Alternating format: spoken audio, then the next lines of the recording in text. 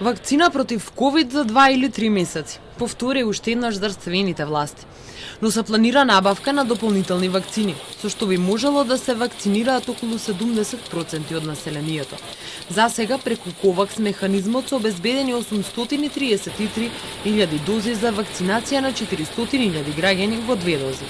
Уште толку дози би се набавиле директно од компаниите AstraZeneca и од Pfizer. Ја чекаме и дефинитивната потврда дека дополнителна количина ќе може да набавиме директно од компаниите. И третиот механизам е практично механизмот кој што го понудија дел од земјите членки на Европска Унија. Она што се чека се и фрижидерите за чување на вакцините против коронавирусот, кои од Соединетите Американски држави треба да стасаат наредниот месец. Освен тоа што овие вакцини треба да се донесат, но и да се чуваат под посебни услови.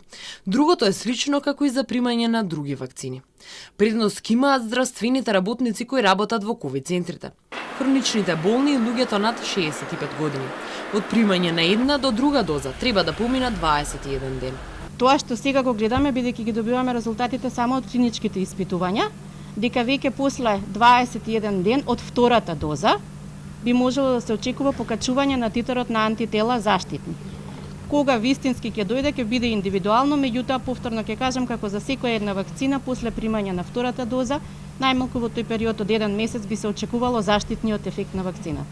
Инаку граѓаните нема да треба да плаќаат за да се вакцинираат. Ќе се закажува преку мој термин, а вакцини ќе се примаат на веќе постоечките вакцинални пунктови на кои се прима вакцини за сезонски грип.